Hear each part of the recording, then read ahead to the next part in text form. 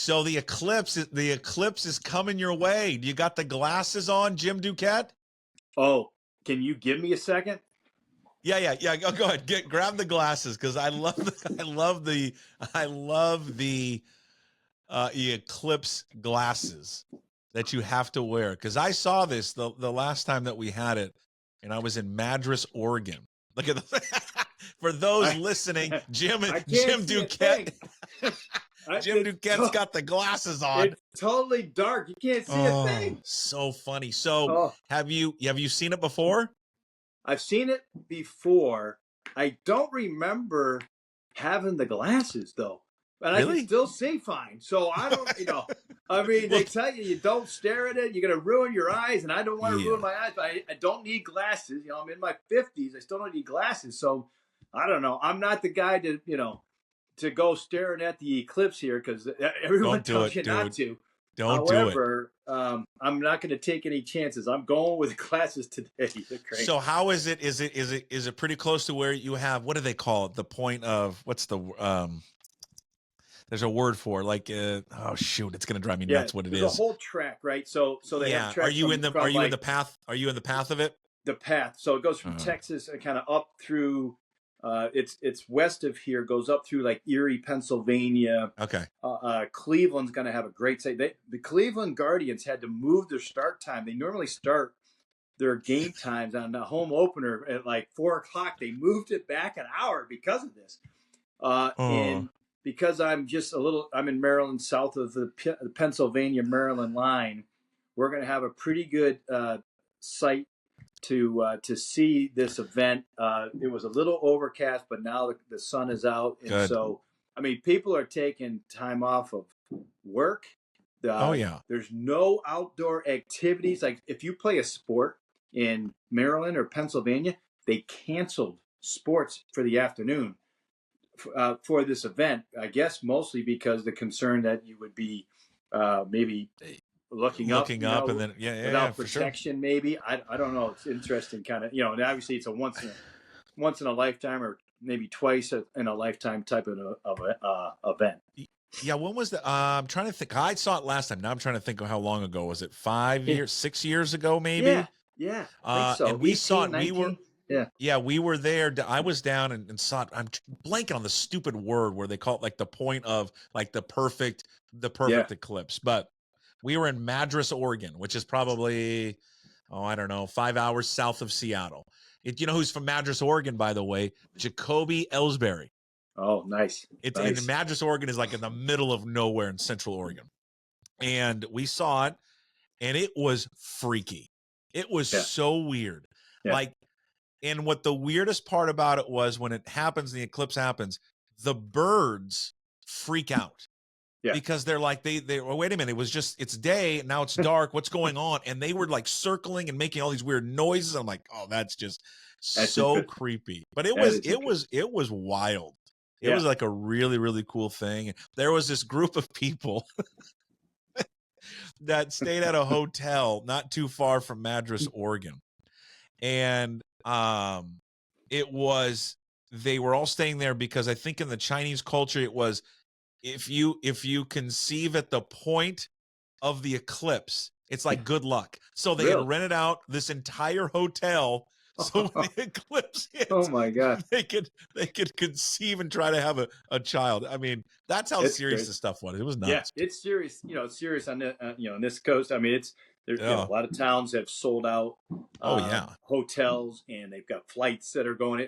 Some of the stuff that's going on. It's intense. But I mean, I think the next one won't be the next full eclipse or pretty close to full eclipse. Mm-hmm. Won't be for another 20 years. So, hopefully I'm around for that, but I'm not taking any chances. You're gonna be around. You know what? I'm trying to transition from the eclipse to baseball. I'll just say that the Mariners offense is like an eclipse. It's been blacked out. I mean, it's just, the whole offseason, Jim, and again, Jim Duquette is with us, MLB GM with the Mets and the Orioles, of course, MLB Network Radio, Sirius XM. You can follow him on social media, Jim Duquette, GM. The whole offseason was meant to improve the offense. They knew whether they were going to take a step back defensively. Well, they've taken a step back defensively, but offensively, through 10 games, and we get it, it's early, they have just not delivered so far on the promise, and no one is really doing anything, including the returning players like Julio and JP and all those guys. But it's been a struggle offensively for the group so far. Yeah, and there's no doubt. I mean, Polanco obviously hit a home run the other day, his first one, so you're hoping that he can build on that. We've talked about Garver before with his early injuries. Hopefully he'll start to figure it out. They had 5 hits in an inning. You felt like it was this unbelievable rally and streak. They haven't had that happen to him, I think, since last August. So you start to see little things like that. He scored 5 runs, I think, in back-to-back games. Man, that game that Munoz blew. Oh, that's a tough one right there, right? Because Milwaukee, I'll give Milwaukee credit. Milwaukee's playing a lot better right now. Like the timing. Sometimes when you play teams, it's really about the timing more than it is. Because I'm not so sure they're going to be that good. But Mariners playing them at Milwaukee right now. They're playing well, and if you're not going in there and you're not firing on all cylinders, like you mentioned, the offense. Here's the thing about the Mariners that bothers me right now. They've been outscored the second most in the sport. The first most of the White Sox, and the White Sox are pitiful. I mean, it is a really bad team. Now, they are bad offensively and pitching and defense, like the whole thing. So, there's still. I'm not feeling better. You're not making me feel good right now. I know. I hear you. But, I mean, that's the reality of how bad the offense has been as they're being outscored. And obviously there's been some issues on the pitching side too, but mostly the story right now with the Mariners is the lack of offense, no doubt. Well, and it's, you got in the first 10 games of the season, you've got a position player in Josh Rojas pitching for you. Like that's not good. No. And there's not been a ton of position players that are pitching, at this time of the year. And the fact that he has already, it's definitely not what you want. Now, the concern, the issue on that is you want to make sure you conserve your pitching. If you don't need to throw a guy, an inning, then you do it. But it's never. Here's the thing: when I was a GM, I absolutely hated a position play. Like I thought it was an embarrassment. Now we see it's more common for position players to throw, but I would tell the manager, do not throw a position player just for the overall look. I'd rather have a guy pitch and then option him out to the minor leagues and bring up a new guy so we could finish the game with a legitimate major league pitcher. The being in a major league clubhouse, being a GM, how do you guard against not overreacting to 10 games? Because you've already seen it a little bit with this fan base, and there's other fan bases probably that are overreacting. I bet you the Mets fan base is overreacting and just like wanting to jump off the ship and all that. But, I've already seen a couple instances here with Scott Service where he is bristled at some questions already. Yeah.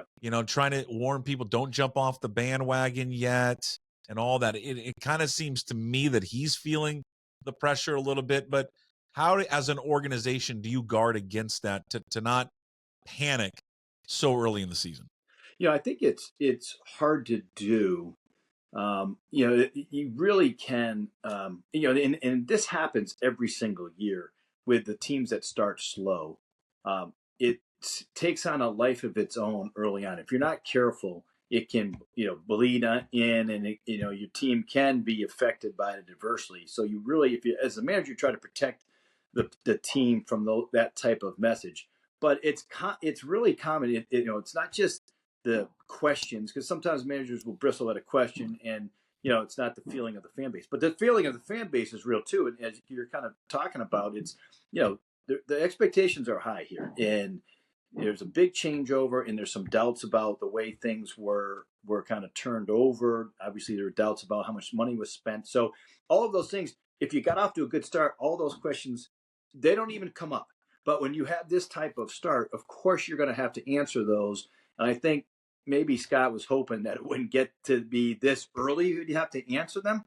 That's probably why he's bristling. But, it's unfortunately never too early. And you can change these things overnight for sure. And I think they eventually will. I mean, they have a good pitching matchup in Toronto. Toronto's off to a slow start too. So, I think, but it's the biggest fear about starting slow is your players start to feel that added pressure. And it's hard to play the sport when you have that pressure. And if your fan base gets it, they can feel it, right? It kind of just, it feels like it permeates throughout the entire city. And I think probably people within the organization can kind of get a sense of like, oh my God, here, because what do? You do the whole, here we go again routine. That's right. No, it does. It takes on a life of its own. Your fans, sometimes in certain cities, you hear the booing or you hear the unrest as a player, and you press and you try to do more, and then it's like, oh geez, we'd rather be on the road than at home early on in the season, because you feel that from the fans, and so you don't want that to kind of bleed into the start of the season. Everyone's optimistic. You're feeling still really good about the Mariners, as a front office and as a group, but it can go away quickly. And so I think that's the issue with the Mariners. You have to start to see some results here quickly, sooner rather than later. And I was a little optimistic that they had back-to-back games where they scored 5 runs. I know one of them was a loss, but I think that the offense is start to show some signs anyway of breaking out of it. Hopefully. One of the big storylines that came out of it was the Bryce Miller performance over the weekend, who was electric, 7 innings, but 78 pitches. Yeah. I mean, what's your take on that one? Because I think they came out and did Scott Service with a long post and a long comment about this is why we did it. The old school people will come out and say he was at 78 pitches. What are we doing here? Right. Let him get into the 8th. This is an opportunity to even finish the game. Where do you kind of stand on that and how we are treating pitchers in this day and age? So this is a tough one because, around the league, you've seen some high-profile injuries, right, with Tommy John surgery. And the injuries and IL placements on pitchers is up dramatically over the last 10 years, 12 years, up over 100%. It's like doubled over. So the injury, it's an epidemic right now. So you're trying to protect the pitchers. The problem is the more you protect them, the more injuries we have. And if the industry had an answer, which they're trying to get, then you would see everyone do the same thing. They have no answers. And so, I think with the Mariners, part of the equation early in the season is how much did you prepare them to go deep into the game? No one really does that. Usually, there used to be, you get to 90 pitches your last start in spring training, and then you could get to 100 pitches on opening day. No one trains their starters like that anymore. So they're so protected. You're so you don't leave spring training. Spring training is just stay healthy. And so they're not prepared. Even when he was as dominant as he was, the fatigue is a huge factor in these injuries. And even though it wasn't a ton of pitches, that up and down, they've done enough studies to say, all right, well, if he's been up and down 7 times like he was for over 7 innings, there's enough evidence to suggest that it does impact you there as the later you go. So I understand, that's their biggest asset. You want to be protective. I thought he did a heck of a job for 7. You should be able to win that game with the bullpen. And, well, thankfully they did. So what is your theory on all these injuries? I mean Strider, who's going to be done. You've got Shane Bieber, who's going to be done. You've got Perez is going to be done. Yeah. What to make of this? MLB PA comes out and says, hey, this is the pitch clock. The pitch clock is causing this. Now, I don't know where you feel about that. Or are we just in a day and age because in the last 10 years, all we have heard is harder, faster, velocity. Is it now just catching up to all these guys in this new way of training to simply max out and throw as hard as you possibly can from the very first pitch? See, that's the bigger issue is the max effort, the difference in changing the extra effort on throwing breaking balls. The spin rates are at the highest levels they've ever been. And to exert your arm, just the max effort on every pitch. Dr. Keith Meister, who's one of the premier orthopedic surgeons, he's the Texas Rangers head physician. He came out about a month ago and said, he's seeing more and more injuries, and he thinks it's because of that sweeping slider, that big breaking slider that breaks like between 17 and 20 inches, like the width of the plate or more, plus the power changeup. I'll throw in that split finger pitch. Mm-hmm. Those are causing what he said explosive type of tears to the ulnar collateral ligament, and so I think those are the primary reasons at the major league level. There's other studies that I've been a part of when I was in the front office, that there's amateur overusage, the chase of velocity even at the high school level, that is causing a lot of these injuries. So it is you could talk about training in the off season. There's I could come up with a dozen reasons, and I'm not the only one. Like, front offices across the sport, they're throwing up their hands saying we don't have any answers to this question. Yeah, right now. and I wonder if it does start at the lower level. I brought this up a couple of times, one to Bill Kruger, and your thoughts on it. And I don't know what's right or wrong, and I'm not trying to point a finger of blame here, but I watched a high school game this past weekend where this kid's a great pitcher. I mean, phenomenal. Yeah. He's throwing 92.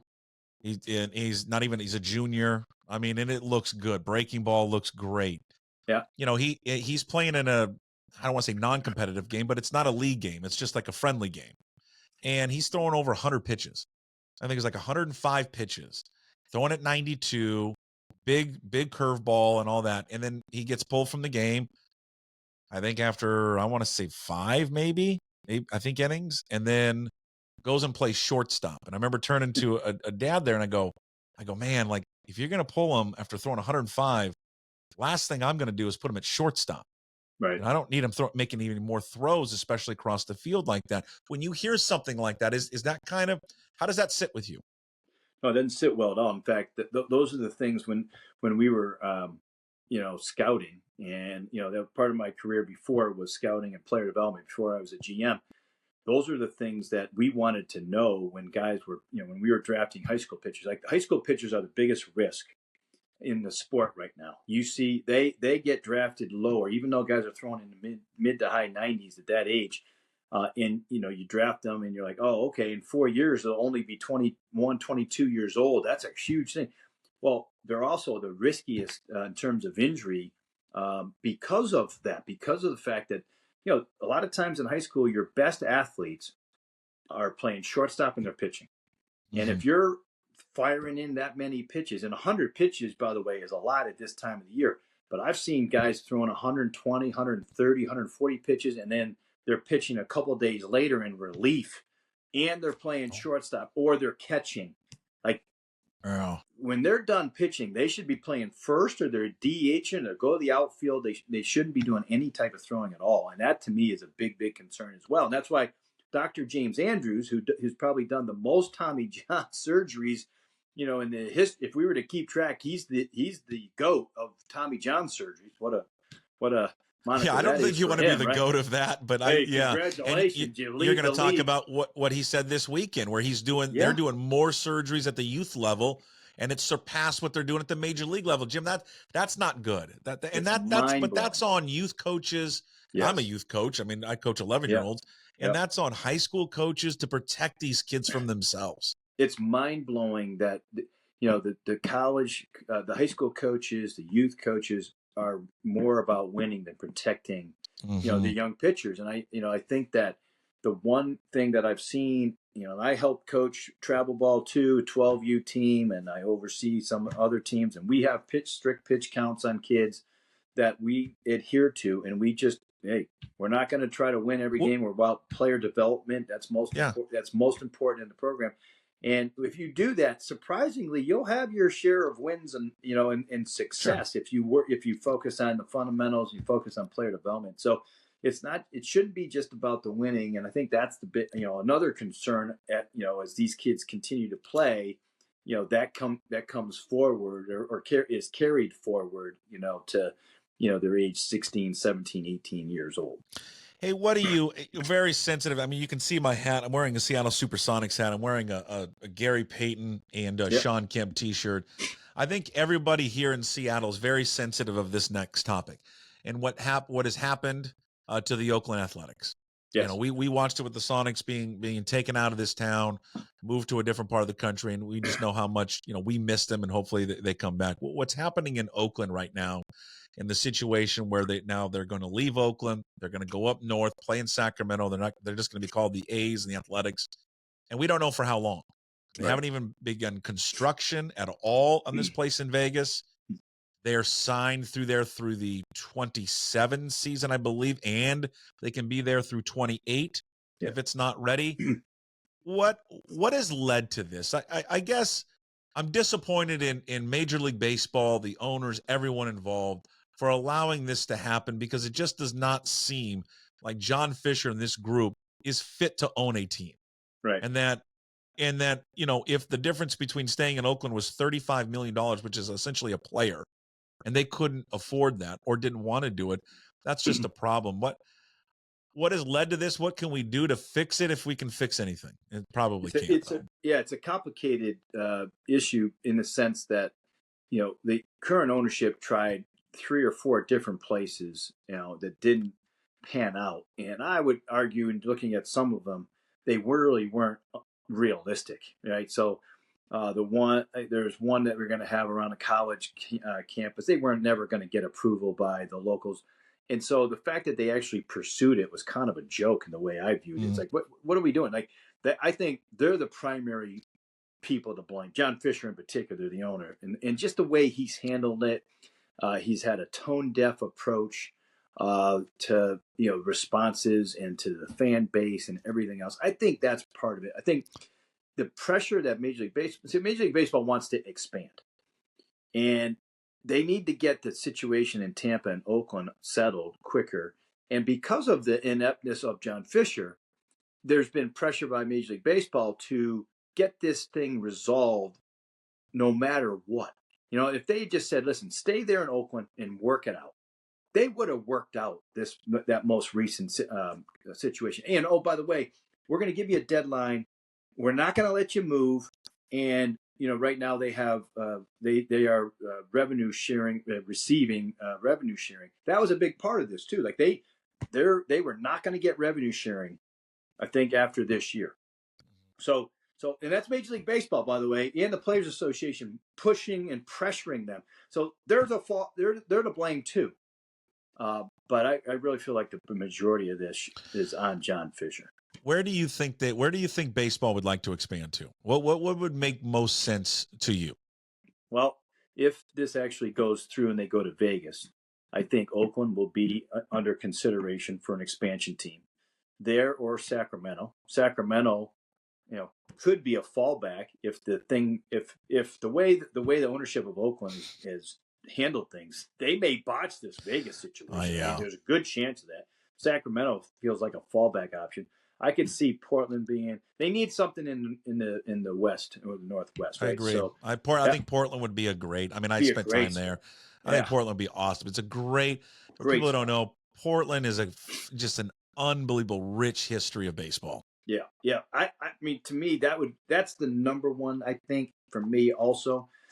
So I could see that, or Oakland, if the A's actually end up in Vegas. And I think the other one on the East Coast would be in Nashville. Nashville, there's a lot of legs already. It's a growing city. They have a couple of people already. Former Dave Dombrowski, who runs the Phillies now, he's part of an ownership group there. Dave Stewart, former A, he's a part of an ownership group that's really pushing for Nashville to be the next an expansion team. So I think those are the two front runners. I don't think Montreal. That's just my opinion. As a city, Charlotte always pops up. There's cities like that. Austin's growing.